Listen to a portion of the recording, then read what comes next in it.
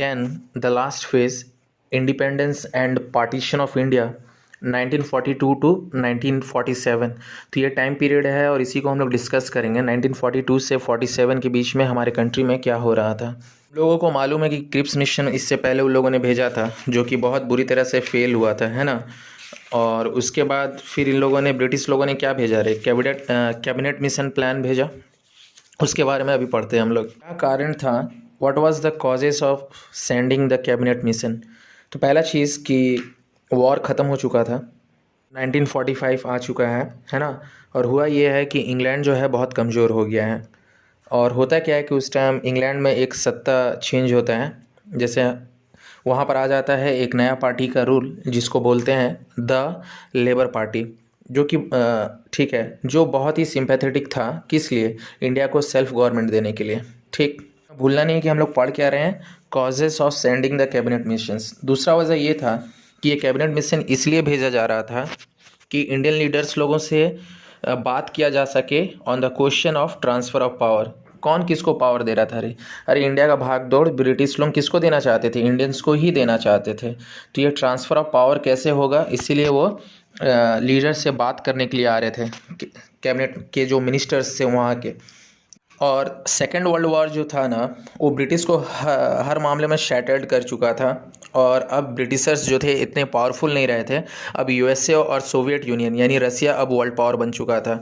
और ठीक है ना, और ये जो दो कंट्री थे वो इंडिया के इंडिपेंडेंस को सपोर्ट कर रहे थे। पांचवा कारण ये भी था कि सुभाष चंद्र बोस ने जो इंडियन नेशनल आर्मी बना लिया था, इसका भी कहीं ना कहीं एक ब्रिटिश लोगों के ऊपर इनडायरेक्ट दबाव था रे, है ना, कि यार अच्छा है कि इंडिया लोगों को ट्रांसफ़र ऑफ पावर कर दिया जाए, है ना। क्योंकि इंडियन नेवल फोर्स रिवोल्ट पर आ गए थे, आर्म्ड फोर्स भी मतलब उनके हाथ से निकलते जा रहा था ब्रिटिश लोगों को। और तुमको समझना होगा कि अगर किसी कंट्री का आर्मी, नेवल फोर्स, है ना, और एयर फोर्स उस कंट्री के गवर्नमेंट के अगेंस्ट ही चला गया तो गवर्नमेंट सही से काम नहीं कर पाएगा, है ना। तो कहीं ना कहीं ये इस बात का भी अंदाज़ा हो गया था कि their days were numbered in India. तो यही सब वजह था कि कैबिनेट मिशंस प्रपोजल भेजा जा रहा था इंडिया को। ठीक है, कैबिनेट मिशन प्लान कब आया हमारे कंट्री में? तो फरवरी 1946 1946 में आया। और लेबर पार्टी के उस टाइम जो प्राइम मिनिस्टर थे इंग्लैंड के, उनका नाम था क्लीमेंट एटली। ठीक है, क्लीमेंट एटली। तो उन्होंने 3 मेंबर्स को भेजा अपने कैबिनेट से। उनका नाम है lord Patrick Lawrence, sir Stafford Cripps and A V Alexander. तो ये 3 लोग आए थे, है ना। ये इंग्लैंड के पार्लियामेंट के कैबिनेट मिनिस्टर्स से रहे और शायद इसीलिए इसका नाम कैबिनेट मिशंस पड़ा। ठीक है, और वो कुछ प्रपोजल लेके आए थे हमारे लीडर्स लोगों के लिए, और वो हमारे सिलेबस में उसको हम लोग जानने को और समझने का कोशिश करेंगे। कैबिनेट मिशन जो आया था, ये जो 3 लोग लेके आए थे, उसमें लिखा क्या हुआ था? उसमें लिखा हुआ था कि there was to be a federation of all the provinces and states in India.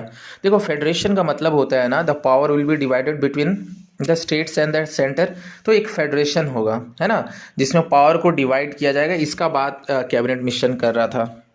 Federal centre होगा, वो क्या क्या चीज़ों को कंट्रोल करेगा? तो defence, foreign affairs and communications. तीसरा उन लोगों का प्रपोजल था कैबिनेट मिशंस का कि इंडिया में जितने भी प्रोविंसेस हैं उनको 3 ग्रुप में डिवाइड किया जाएगा, ग्रुप ए, ग्रुप बी और ग्रुप सी। ठीक है, ग्रुप बी में Punjab, north western frontier province और सिंध रीजन आएगा, यानी सारे बॉर्डर वाला इलाका और पाकिस्तान वाला इलाका हो गया। ग्रुप सी में आएगा बंगाल और आसाम, है ना। और ग्रुप ए में क्या आएगा? तो मद्रास, जो कि करंट डे चेन्नई है, बॉम्बे, यूपी, एमपी, ओडिशा, ये बिहार, ये सब जगह। ठीक, और जितने भी ये 3 ग्रुप्स हैं ना, हर किसी का अपना अपना अलग कॉन्स्टिट्यूशन होगा। जो स्टेट्स होंगे या प्रोविंसेस होंगे ना, वो डायरेक्ट कंट्रोल में नहीं होंगे, किसके रे? यूनियन के, है ना। और ये स्टेट को चॉइस दिया जाएगा कि वो अपने कौन सा पावर सेंटर को सरेंडर करना चाहते हैं। फिर 7वां पॉइंट ये है कि एक कॉन्स्टिट्यूएंट असेंबली बनाया जाएगा जिसमें 389 मेंबर्स होंगे टोटल। और कॉन्स्टिट्यूएंट असेंबली किस लिए बनाना चाहते थे वो लोग? ताकि हमारे देश का संविधान लिखा जा सके, कॉन्स्टिट्यूशन लिखा जा सके। क्योंकि यहाँ पर ट्रांसफ़र ऑफ पावर का बात हो रहा है ना, पावर वो लोग हम लोग के हाथ में दे के चल जाएंगे। तो वो लोग एक रूल्स बुक भी दे के जाना चाहते हैं, है ना, जिसके हिसाब से हमारे आने वाली जो पीढ़ी है हमारे कंट्री को उसी हिसाब से एडमिनिस्टर कर पाए। जिसमें से वो आउट ऑफ 389 292 मेंबर्स जो होंगे वो डिफरेंट प्रोविंसेस से होंगे, है ना। मैंने बोला ना उस टाइम प्रोविंसेस था हमारे कंट्री में, स्टेट्स नहीं हुआ करते थे। तो 292 या 292 मेंबर्स जो होंगे वो प्रोविंस के होंगे, और 93 जो होंगे ना वो इंडियन स्टेट्स के होंगे, ठीक है। नहीं, ऐसा नहीं कि स्टेट्स नहीं था, है ना, बट देखो 3-4 इंपॉर्टेंट प्रोविंसेस थे, उसके बाद जो था और ये इंडियन स्टेट्स मतलब प्रिंसली स्टेट्स का भी बात हो सकता है ना। और 4 जो था वो चीफ कमिश्नर प्रोविंसेस से होंगे। तो देखो मैंने 7 पॉइंट बोला, आपको कम से कम तो मोटा मोटी 4 तो याद रखना है ना। और एक चीज़ है, इजी पॉइंट है, 8वां पॉइंट, कि till the constitution was ready N interim government of all the parties would be formed. तो एक इंटरिम गवर्नमेंट बना दिया जाएगा, क्योंकि कॉन्स्टिट्यूशन जब तक तैयार नहीं होता है ना, तब तक कोई तो चाहिए देश को रूल करने के लिए। तो ठीक है, एक इंटरिम गवर्नमेंट भी बनेगा। ये था हमारा कैबिनेट मिशन प्लान। अभी ब्रिटिशर्स हम लोग को ट्रांसफर ऑफ पावर के बारे में क्यों सोच रहे हैं, क्योंकि उन लोगों ने जब क्रिप्स मिशन भेजा था ना, है ना, तो उस टाइम भी वो कंप्लीट इंडिपेंडेंस इंडिया को देना नहीं चाहते थे, है ना। बट अब वर्ल्ड वॉर ख़त्म हो गया है और उनके ऊपर इतना दबाव है ना कि they have change their mind, है ना। और हम लोगों ने डिस्कस किया कि क्यों कैबिनेट मिशन आया हुआ था, क्यों उन लोगों के ऊपर दबाव था, क्योंकि रशिया अमेरिका का एक इन्फ्लुएंस बढ़ गया था, है ना। इंग्लैंड में एक नया पार्टी आ गया था, लेबर पार्टी, जो चाहता था, वो सिंपैथेटिक था इंडियंस लोगों के प्रति, है ना। प्लस सुभाष चंद्र बोस ने क्या कर लिया था रे, इंडियन नेशनल आर्मी बना दिया था, है ना। रिवोल्ट होने लगे थे आर्मी और नेवी में। तो ब्रिटिशर सोचे कि भैया इज्जत से ही इंडिया से निकल जाना अच्छा होगा, है ना, नहीं तो कोई तुमको ऐसे आज़ादी तो नहीं देगा। समझ में आ रहा है। तो इसीलिए कैबिनेट मिशन से आया था कि पावर को सही से ट्रांसफ़र किया जा सके, एक प्रपोजल लेके आया था उन लोगों ने। उस टाइम इंडिया में 2 बड़ी पार्टियां जो थी, एक कांग्रेस था और एक मुस्लिम लीग था। स्टार्टिंग में दोनों ही क्रिटिसाइज़ करते हैं किसको, कैबिनेट मिशन प्लान को, बट बाद में लीग इसको एक्सेप्ट कर लेता है। ये क्वेश्चन सब आ चुका है हमारे बोर्ड में कि लीग ने कैबिनेट मिशन प्लान को एक्सेप्ट किया था कि नहीं किया था। तो हाँ, लीग ने पहले तो मना किया पर बाद में एक्सेप्ट कर लिया था, क्योंकि उसे फील हुआ कि ये जो ग्रुपिंग सिस्टम था कैबिनेट मिशंस में, जो ग्रुप बी में पाकिस्तान आ जा रहा था, तो उनको अच्छा लग रहा था कि मुस्लिम मेजोरिटी जो प्रोविंसेस हैं वो क्या हो जाएंगे, अलग हो जाएंगे एक ग्रुपिंग सिस्टम से। जिसका मतलब ये है कि इनडायरेक्टली उनका जो मेन मकसद था कि उनको पाकिस्तान चाहिए था, वो मिल जाएगा, है ना। कांग्रेस ने कैबिनेट मिशन प्लान का कौन सा हिस्सा को एक्सेप्ट किया, तो कैबिनेट मिशन ये भी बोल रहा था कि मतलब कॉन्स्टिट्यूशन लिखा जाएगा। तो कांग्रेस ने इस हिस्से को एक्सेप्ट किया कि हाँ, कॉन्स्टिट्यूएंट असेंबली बनना चाहिए और हमारा इंडिया का कॉन्स्टिट्यूशन लिखा जाना चाहिए, है ना। कांग्रेस जो था कॉन्स्टिट्यूएंट असेंबली को एक सॉवरेन बॉडी के तौर पर देख रहा था। सॉवरेन बॉडी का मतलब है कि हमारा देश का जो कॉन्स्टिट्यूशन लिखा जाएगा उसमें ब्रिटिश इंटरफेयर नहीं करेंगे किसी भी मामले में। तो ये चीज़ को भी कांग्रेस एक्सेप्ट कर रहा था और इस चीज़ को ऑप्शनल लेकर चल रहा था। क्या चीज़ रहे, ग्रुपिंग ऑफ प्रोविंसेस, है ना। कांग्रेस बोला है कि ठीक है, आप लोग जो प्रपोजल लेके आया है, कौन, कैबिनेट मिशन जो प्रपोजल लेके आया है, ये जो आप लोग ग्रुपिंग का बात कर रहे हैं कि हमारा जो पूरा कंट्री होगा 3 ग्रुप्स में हम लोग डिवाइड करेंगे, इसको आप लोग ऑप्शनल रखिए। बाकी आप लोगों का जो प्लान है हम लोगों को कुछ हद तक एक्सेप्टेड है। And Congress rejected the scheme of interim government because of its limited status रे। तो इंटरिम गवर्नमेंट कांग्रेस नहीं बनाना चाहता था। वजह क्या है समझ रहे हो, क्योंकि वो मुस्लिम लीग के साथ ना मतलब किसी तरह का समझौता में नहीं जाना चाहता। देखो, इंटरिम गवर्नमेंट बनता तो उसमें मुस्लिम लीग का भी क्या होता है, एक शेयर होता है। तो कांग्रेस ये पावर को शेयर नहीं करना चाहता था। तो कुछ हद तक कैबिनेट मिशंस कांग्रेस ने एक्सेप्ट किया और कुछ हद तक नहीं किया। तो अगर क्वेश्चंस पूछता है आपको तो सही से सुनो, बुक में मेरा मार्किंग किया हुआ है, सही से पढ़ो, है ना, और सही से जवाब दो। फिर हिस्से को कांग्रेस ने एक्सेप्ट किया, कौन सा पार्ट को एक्सेप्ट नहीं किया। सिख लोग थे, है ना, जो पंजाबी लोग थे, क्या इसने कैबिनेट मिशंस को एक्सेप्ट किया, नहीं किया रे। क्यों, because they were against the division of India. यार देखो, अगर कोई सबसे ज़्यादा डिवीज़न का टाइम सफ़र किया है ना तो वो पंजाब रीजन है, पंजाब और पाकिस्तान रीजन है। और वो खास करके वो जो बॉर्डर वाला इलाका है, ठीक है ना, उन लोगों ने सफ़र किया है ना। तो वो डिवीज़न के काफ़ी खिलाफ थे। वो नहीं चाहते थे कि हमको जो ब्रिटिशर्स जो सेंटर दे रहे हैं, जो सेंट्रल गवर्नमेंट दे रहे हैं, वो इतना वीक हो कि पूरा कंट्री 3 भाग में डिवाइडेड हो। और सिख लोगों ने क्या किया रे, दे रिजेक्टेड द प्लान, है ना, टू सेफगार्ड देयर इंटरेस्ट। क्योंकि वो कभी नहीं चाहते थे कि देश का विभाजन हो, क्योंकि वो चीज़ अगर होता, सबसे ज़्यादा लॉस अगर किसी को सहना पड़ता तो सिख कम्युनिटी को सहना पड़ता, है ना। कहीं ना कहीं ये भी फील हो रहा था कि अगर सिख का कुछ हिस्सा अगर पाकिस्तान में चला गया तो they were not feeling safe. Sikhs जो थे, सिख लोग जो थे वो सेफ नहीं फील कर रहे थे अपने आप को मुस्लिम डोमिनेटेड ग्रुप्स में, यानी ग्रुप बी में। अच्छा, ये जो शेड्यूल कास्ट जो था, जो छोटे तबके के लोग थे, है ना, उनका क्या रवैया था? उन्होंने भी अनएक्सेप्ट कर लिया। उनको भी कैबिनेट मिशंस प्रपोजल अच्छा नहीं लगा, क्योंकि उनके लिए कोई भी सीट रिजर्व नहीं था लेजिस्लेचर में, ठीक है। और only one seat was given in the interim government. तो लेजिस्लेचर में कोई भी सीट उनके लिए रिजर्व नहीं था और इंटरिम गवर्नमेंट में सिर्फ एक ही सीट था। तो उनको लग रहा था यार कि भेदभाव हो रहा है, ठीक।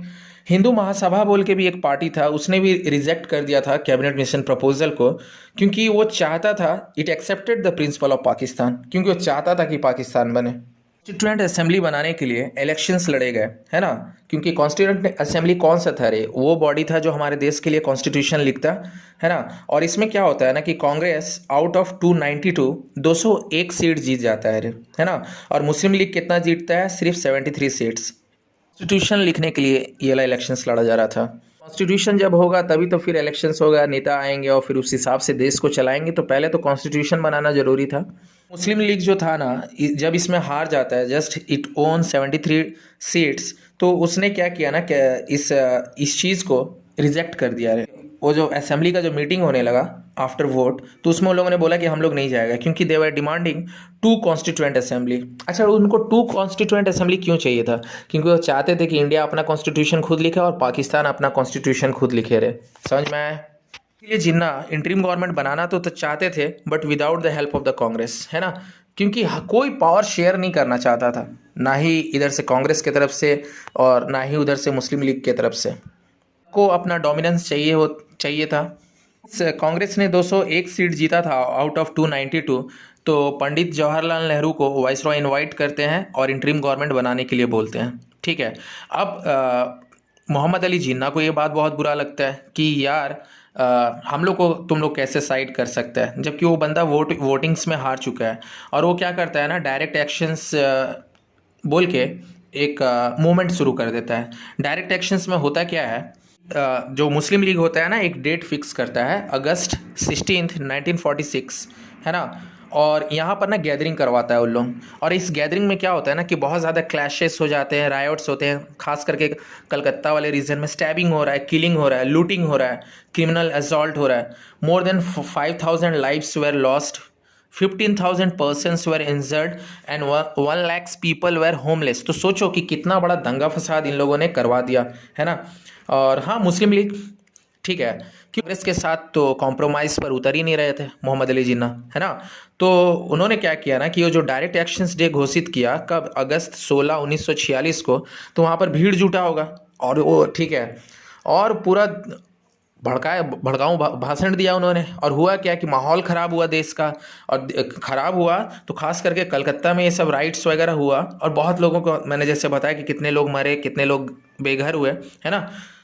लीग का पार्टी था जो कि बंगाल में थोड़ा स्ट्रांग था, it fail to control the situations and restore the law and order. समझ आया? क्योंकि उस टाइम मुस्लिम लीग ही जो था वो शायद सत्ते में था, कहाँ पर, बंगाल वाले रीजन में। वो पूरा फेल हो गया कंट्रोल करने के लिए सिचुएशन को। और पीस कब रिस्टोर्ड होता है? जब गांधी जी के वजह से होता है ना। गांधी जी को फिर इंटरफेयर करना पड़ता है, क्योंकि गांधी जी जब एंट्री करते थे तभी जाके लॉ एंड ऑर्डर सिचुएशन, या इंडियंस क्योंकि उनका रेस्पेक्ट करते थे, तब जाके ये रायट जो हुआ ये शांत हुआ। कैबिनेट मिशंस जो आया था एक रिपोर्ट तैयार करने के लिए, एक ओपिनियन लेने के लिए इंडिया में, वो वापस गया होगा इंग्लैंड।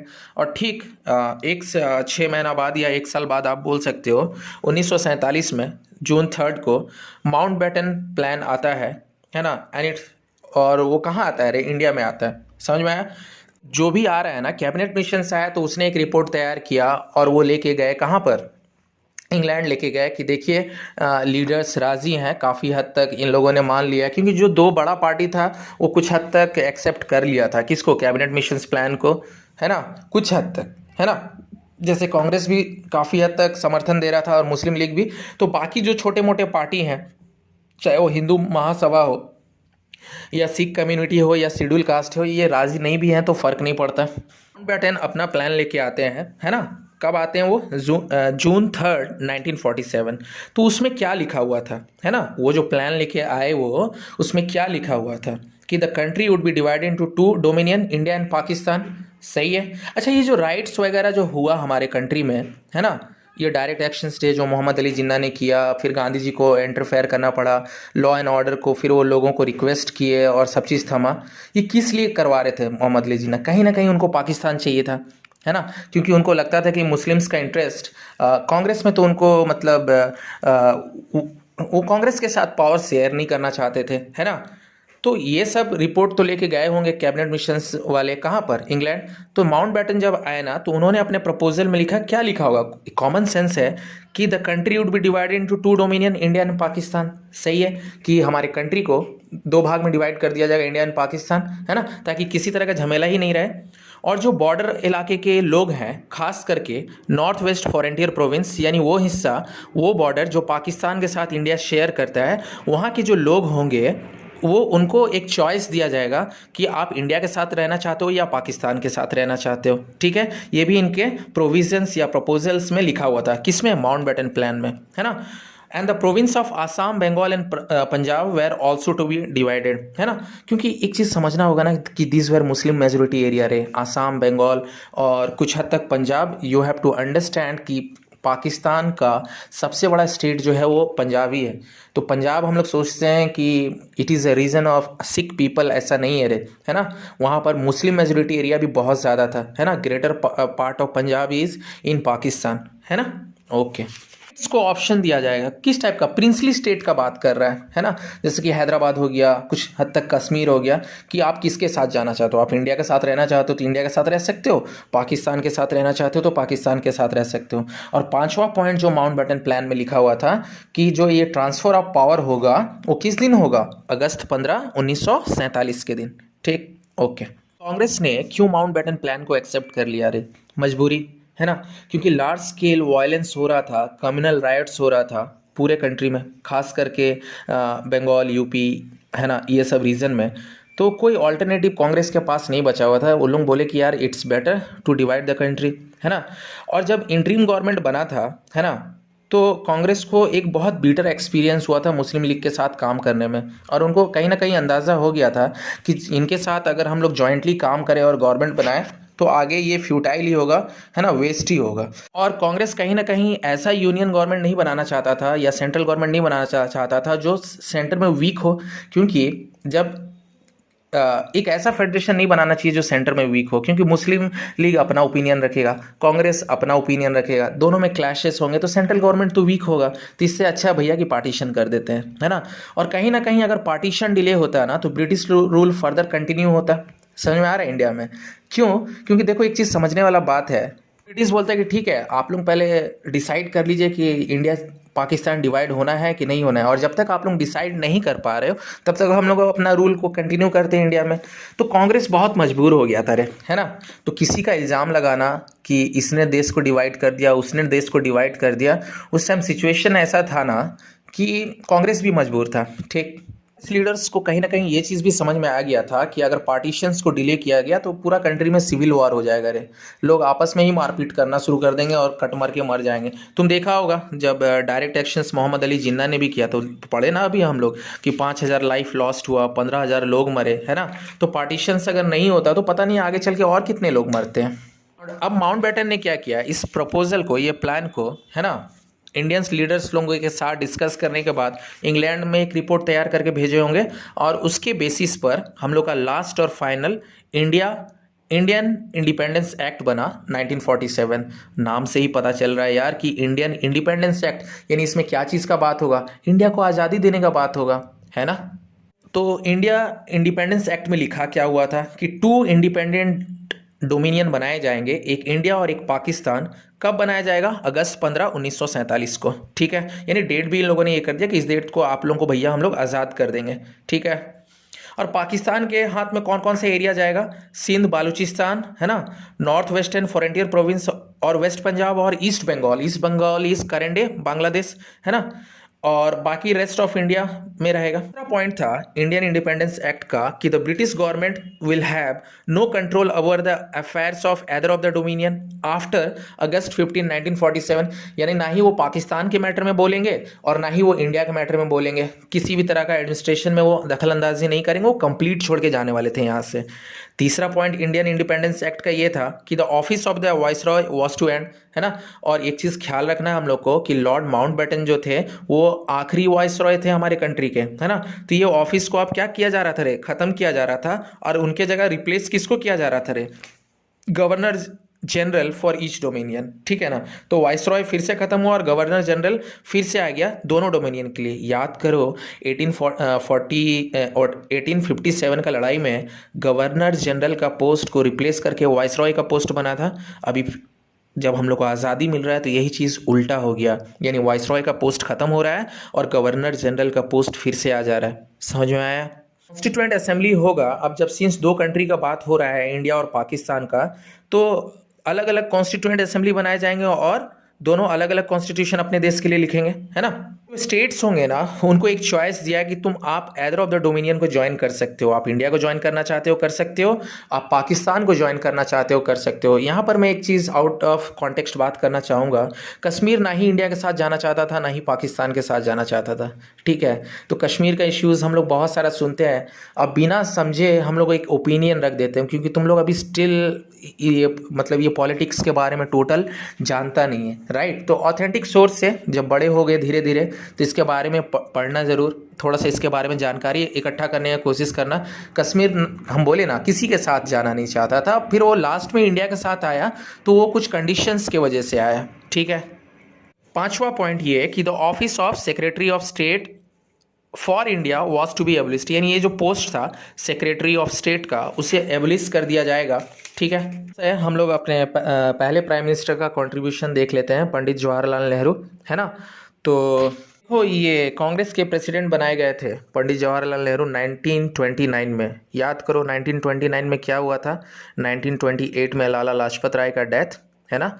और लाहौर में सारा मीटिंग्स हुआ था और वहाँ पर क्या चीज़ उन लोगों ने बोला था रे कि वी वांट कंप्लीट इंडिपेंडेंस और कंप्लीट स्वराज। तो उस टाइम के प्रेसिडेंट कौन थे, पंडित जवाहरलाल नेहरू, है ना। और ये हमारे देश के पहले प्राइम मिनिस्टर बने और जब तक उनका मौत नहीं हुआ टिल 1964, यानी 1947 से लेकर 1964 तक ये हमारे देश के प्राइम मिनिस्टर रहे। और उनके बारे में जैसे यहाँ पर लिखा हुआ है कि सच्चे देशभक्त थे, true patriot, great politicians, able statesman, और बहुत अच्छे अच्छे किताब भी उन्होंने लिखा। ये शॉर्ट क्वेश्चंस में आता है, an autobiography, discovery of India and glimpse of world history. तो बस इतनी चीज़ों का ख्याल रखो और ये टोटल कंप्लीट हो गया तुम लोगों का।